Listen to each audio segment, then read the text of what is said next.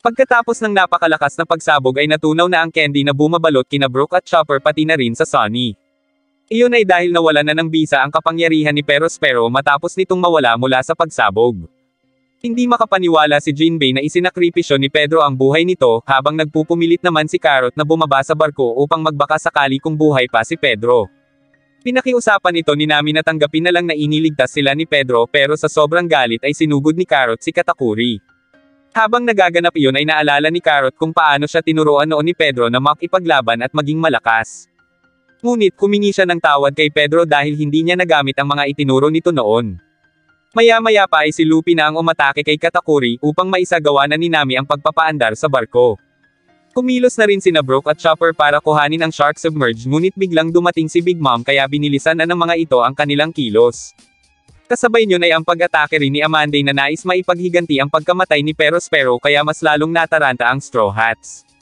Hindi pa man nakakatakas ang grupo ay bigla namang nakita ni Nami at Carrot na buhay pa si Perospero, habang si Luffy naman na pilit kinakalaban si Katakuri ay nagawang mahawakan si Bruley na lumabas mula sa salamin. Pagkatapos ay tinawag ni Luffy ang lahat ng Straw Hats at sinabing iiwan niya muna sa mga ito ang lahat. Hindi man sila nalinawan sa sinabi ni Luffy ay nagtulungan na ang grupo para mapagana ang Code Burst. Maya-maya pa sa wakas ay nagtagumpay na rin ang mga ito na mapalipad ang Sunny, habang si Luffy naman ay pumasok sa Mirror World kasama ang magkapatid na Charlotte. Binasag ni Luffy ang salamin na siyang nagsisilbing daan papunta sa Sunny at pagkatapos ay sinabi nito na babalik siya sa kanilang barko pagkatapos niyang tapusin sina Katakuri. Mag-isang hinarap ni Luffy si Katakuri gamit ang iba't iba niyang kapangyarihan, ngunit tila balewala lang iyon doon. Sa Sunny, hinahanap ni Chopper si Luffy pero sinabi ni Carrot na pumunta iyon sa Mirror World upang talunin si Katakuri, bagay na ipinag-alala ng mga ito. Gayunpaman, sinabi ni Brook na magtiwala na lang sila sa kanilang kapitan at sa sinabi ni Luffy na babalik ito doon. Dahil sa pagkawala ni Luffy ay napansin ni Brook na may isa pa silang kasamahan na nawawala rin, si Pedro. Nang marinig iyon ay naiyak muli si Carrot habang nalulungkot namang ikinwento ni Nami ang tungkol sa nangyari kasabay ng pagbuhos ng ulan. Hindi makapaniwala ang dalawa sa kanilang nalaman at sinisi pa ni Brook ang kanyang sarili dahil naging mahina umano siya at hindi niya naprotektahan ng maayos ang Sunny. Nabalot ng lungkot at pag-iyak ang barko pero sinabi ni Jinbei na iwan nila ang pag-iyak sa kanilang mga kalaban at huwag mawala ng konsentrasyon. Sa kabila ng paghihinagpis ay pinalakas ni Jinbei ang loob ng kanyang mga kasamahan alang-alang sa pagbubuwis ni Pedro ng buhay. Dahil doon ay nagpatuloy na ang grupo, ngunit nang gamitin ni Carrot ang telescope para tingnan ang nasa unahan nila ay nakita nito ang mga barko na umatake sa kanila kanina, pati na rin si Big Mom na sakay sa malaking bloke ng candy ni Perospero. Hindi sila makapaniwala na buhay pa iyon, gayong isinakripisyo pa naman ni Pedro ang sariling buhay para lamang mapatay iyon. Samantala, sa Mirror World ay patuloy ang paghaharap ni Luffy at Katakuri, ngunit mapapansin na mas lamang ang kakayahan ni Katakuri, bagay na ikinatuwa ng mga kasamahan nito. Maya-maya pa ay ini-activate na ni Luffy ang kanyang elephant gun, ngunit tinapatan iyon ni Katakuri ng doble panglaki ng elephant gun na siyang nagpabagsak muli kay Luffy. Nagpatuloy ang kanilang laban pero nahihirapan si Luffy na talunin si Katakuri sapagkat nagagawa nitong higitan ang bawat pag-atake niya. Samantala, sa wakas ay nakarating na sina Pudding, Chiffon, at Sanji sa Cacao Island at agad na hiniling ni Pudding na ihatid sila sa Sweet Factory. Sa Mirror World naman ay ibinalita ni Perospero kay Katakuri ang tungkol sa mga nangyari at sa kasalukuyang nagaganap ngayon sa gitna ng karagatan sa pamamagitan ng Denden Mushi. Nagtanong din ito tungkol sa laban sa pagitan ng dalawa kaya sinabi ni Katakuri na kasalukuyang nakahandusay sa sahig si Luffy at tatapusin niya na umano iyon.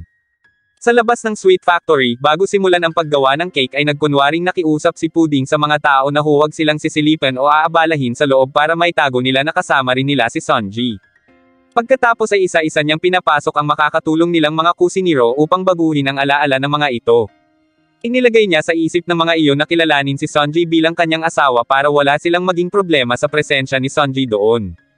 Maya-maya pa ay sinimulan na nila ang paggawa ng cake at tinalakay kung paano nila iyon ihahatid kay Big Mom. Sa Mirror World, matapos tangkain ni Luffy na muling lumaban ay pinabagsak lang ulit ito ni Katakuri at pagkatapos ay inutusan nito si Bruley na isama ang mga sundalo at atakihin ang barko ng Straw Hats.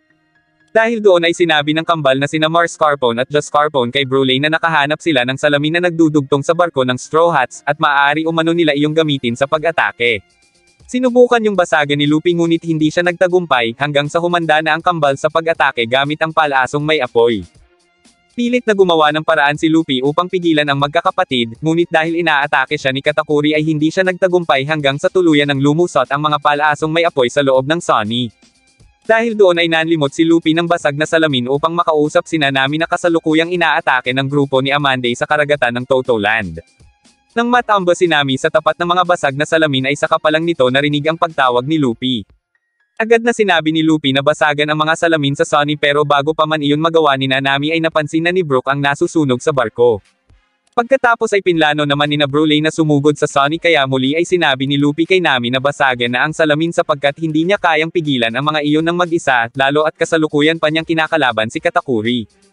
Gayunpaman, bigla naman nilang nakasalubong ang higanteng alon na sinasakyan ni Big Mom kaya natigilan na lang si Nami at ang iba pa dahil sa takot. Habang kinakabahan ang apat ay nakaisip ng paraan si Jinbei. Sinabi nito na pupunta sila sa Green Room bagay na ipinagtaka ng mga iyon. Patuloy pa rin ang pag-abante ng kanilang barko patungo sa higanteng alon kaya iniisip ng apat na katapusan na nila. Maya-maya pa ay nilamon na ng higanteng alon ang Sunny pero laking gulat ng apat nang makitang naglalayag pa rin ang barko kahit nasa loob sila ng alon. Hindi nagtagal ay matagumpay na nakaligtas ang grupo, habang si Perospero naman na nag-aakalang patay na ang mga iyon ay masayang ibinalita kay Katakuri ang nangyari. Hindi makapaniwala si Luffy kaya pilit niyang tinawag sa salamin ang mga kasamahan niya ngunit wala ni isang sumasagot. Natawa na lang si Broly at sinabing hindi na pala nila kailangan pang pumunta sa barko, nang bigla nilang makita sa salamin na wala na ang apoy sa loob niyon sabay basag dito ni Nami. Pagkatapos ay sinabi ni Nami na basagan ang iba pang salamin sa loob ng Sunny dahil iyon umano ang utos ng kanilang kapitan. Agad na kumilos ang mga ito kaya habang isa-isang nababasag ang mga salamin ay nagtataka ang magkakapatid sapagkat iniisip nila ang sinabi ni Perospero na patay na ang Straw Hats. Habang naghihinala si Broly ay bigla namang tinawag ni Chopper si Luffy at saka sinabing pumunta sa lugar na malayo sa kalaban upang hindi ng mga iyon malaman na buhay pa sila. Agad na kinumusta ni Luffy ang kanyang mga kasamahan kaya mangiyak-ngiyak na ikinwento ni Chopper ang nangyari. Pagkatapos ay ipinaalam din ng mga ito ang tungkol sa pagpunta ni Sanji sa Cacao Island at ang plano nila na pagpunta rin doon upang makasunod si Luffy. Ngunit maya-maya pa ay nasundan na ni Katakuri si Luffy at agad na inatake ng sipa dahilan para mabasag ang hawak nitong salamin. Nagkunwari si Luffy sa kanyang mga kasamahan na ayos lang siya sa pamamagitan ng pagpigil sa kanyang pagsigaw, at pilit niyang kinumpirma sa mga iyon na susunod siya sa Cacao Island at magkita-kita na lang sila doon. Sa Sweet City tinanong ni Count Niwatorai si Montdor tungkol sa kalagayan ng Straw Hats dahil sa pag-aalalang nakatakas ang mga iyon sa kanilang teritoryo. Gayunpaman tiniyak ni Montdor na malapit nang maramdaman ng Territorial Sea Slugs ang presensya ng mga iyon, kaya tuluyan na umano nilang malulupig ang Straw Hats at ang Germa Kingdom na kasalukuyan pa ring inaatake ng Big Mom Pirates. Samantala, sa patuloy na paghaharap ni Luffy at Katakuri ay biglang lumabas si Broly mula sa isang salamin upang sabihin kay Luffy na wala itong pag-asang manalo laban sa kanyang kuya na isa umanong superhuman na hindi pa kailanman napatumba mula ng iyon ay isinilang. Nainis si Luffy at sinubukang suntukin si Broly, ngunit hinawakan ni Katakuri ang kanyang braso at inihagis siya sa pader. Pagkatapos ay inatake siya nito gamit ang trident na tinatawag na mole at doon na muli nagsimula ang kanilang laban. Habang nagaganap iyon ay tinawagan naman ni Broly si Perospero upang ipaalam na narinig niya ang pag-uusap nina Luffy at mga kasamahan nito, at ang tungkol sa plano ng mga iyon na magkita-kita sa Cacao Island. Dahil doon ay agad na sinabi ni Perospero kay Big Mom na nasa Cacao Island ang ninanais nitong cake, ngunit nagulat siya nang magdesisyon si Big Mom na pumunta sa Knots Island. Sa Mirror World patuloy na napananatili ni Katakuri ang kanyang kalamangan laban kay Luffy gamit ang kanyang mole, habang hindi pa rin magawang tamaan ni Luffy si Katakuri. Kahit sinubukan na ni Luffy na gamitin ang Thor Elephant Gun ay hindi niya pa rin napabagsak si Katakuri, bagkus ay inatake siya nito pataas. Samantala, sa Sweet City, habang nagtataka si Montdor kung bakit hindi pa rin nadidetect ng mga territory slugs ang barko ng Straw Hats ay nainis ito kay Peckhams dahil sa pag-iyak nito sa pagkamatay ni Pedro. Ngunit para kay Count Niwatorai ay naiintindihan niya si Peckhams dahil tanda pa niya kung paano isinakripisyo ni Pedro ang kanyang mata kay Big Mom 5 taon na ang nakalipas. Ngayon, matapos isakripisyo ni Pedro ang sariling buhay upang mapalaya ang Straw Hats, nababahala si Niwatorai sa banta na maaari ng mga iyong gawin. Gayunpaman, iginiit ni Montdor na sinuwerte lang ang mga iyon pero itinuro ni Niwatorai ang nasirang kastilyo at sinabi ang katotohanang hindi pa rin nadidetect ng slugs ang grupo, kaya paano umano iyon matatawag na swerte lamang. Sa karagatan ng Toto Land, ang Fire Tank Pirates ay naglalayag palayo sakay ng kanilang barkong Nostra Costello mula sa isang armada na pinamumunuan ni Custard, ang ika-6 na anak ng Charlotte family.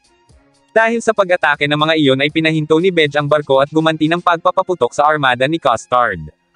Sa loob ng ilang beses na pagsubok, sa wakas ay natama nila ang tarts na nasa tabi ng barko ni Custard, kaya nakahanap sila ng pagkakataon na makatakas. Samantala, sa Germa Kingdom ay patuloy pa rin ang pakikipaglaban ng Germa 66 sa Big Mom Pirates hanggang sa matalo nila ang napakaraming malalakas na kawal. Pagkatapos ay nakipag-ugnayan si Niji kay Montdor sa pamamagitan ng Denden Mushi. Nagpanggap ito na siya si Nostort upang linlangan ang mga iyon na nagtagumpay ang Big Mom Pirates laban sa Germa. Tuwang-tuwa si Montdor sa natanggap na balita at pagkatapos ay saka nito sinabi ang tungkol sa plano nilang pagtugis sa Straw Hats, kaya napagdesisyonan ng magkakapatid na maglayag. Balik sa Mirror World, ginamit ni Katakuri ang kanyang napukaw na kapangyarihang Devil Fruit upang gawing mochi ang lupa sa harapan niya, na siyang nagpabagsak kay Luffy.